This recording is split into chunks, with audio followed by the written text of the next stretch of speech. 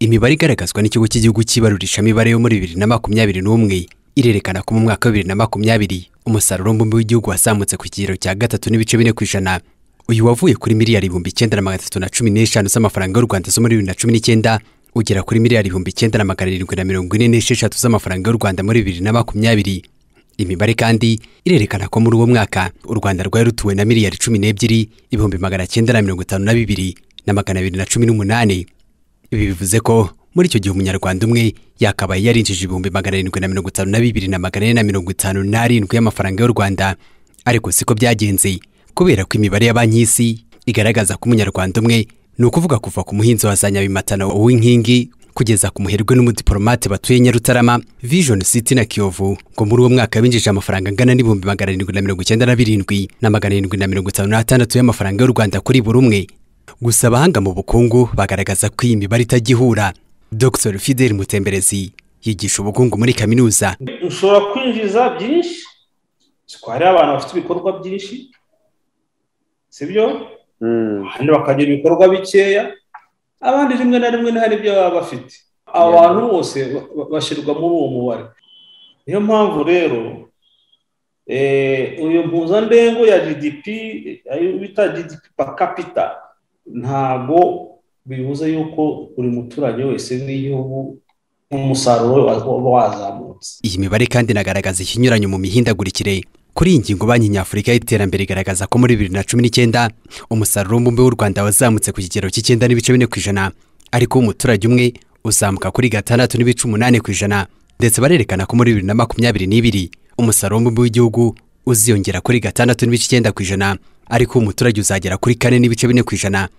Ariko bigeze ku ngingo kugabanuka, iyi mibare itomora neza ko umusaruro mbumbe w'umuturage uzakonkoboka kuruta w'igihugu. None kuki umusaruro mbumbe w'igihugu uzamuka kuruta w'umuturage, ariko byagera kwihungabana ishusho igahita ihinduka? Ukuvuga ngo haba hari parti ntoya y'abaturage nibo biba bizamuka cyane. None kuzamuka kwabo akaribyo bicontributing mu kuzamuka muri rusange kuri GDP y'igihugu. None nukuvuga babandi bazamukaga batumaga GDP izamuka. Iyo ubukungu bwabo bwamanutse, sibyo?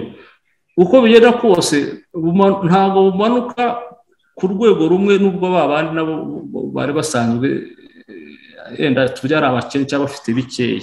Abafite bikeya nibo bahomba cyane kurusha bari basanzwe bafite byinshi. Ibi byose abanyabukungu babona umuti wabyo uri mu biganza bya leta. Ingano za leta za government yo kubiraho byose igasetinga za policy zigiye zitandukanye. None se reka nkubaze, niba ufashe umuntu umwe ukamuha agahembwa miliyoni 2 cyangwa 3, undi ukamuha 200,000 cyangwa 300, ubwo biba bimeze bitenye. Inequality already iba yarangije kubaho.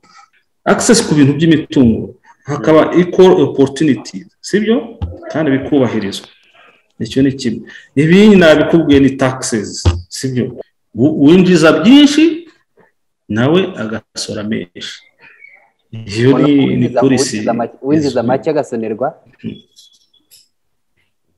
rimwe na rimwe agasonerwa rwose. Bibaho.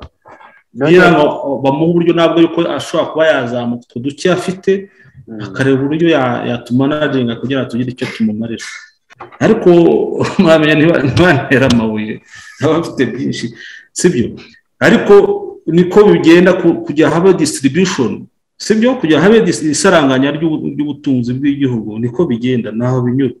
Mu gihe cyose bitagenda bitya, abahanga mu bukungu bavuga ko iterambere rya rubanda ryakomeza kubarirwa mu mifuka y'abantu mbarwa. Bityo ngo hakenewe impinduka mu nzego zose ku buryo abantu bose bagira amahirwe angana ku butunzi bw'igihugu.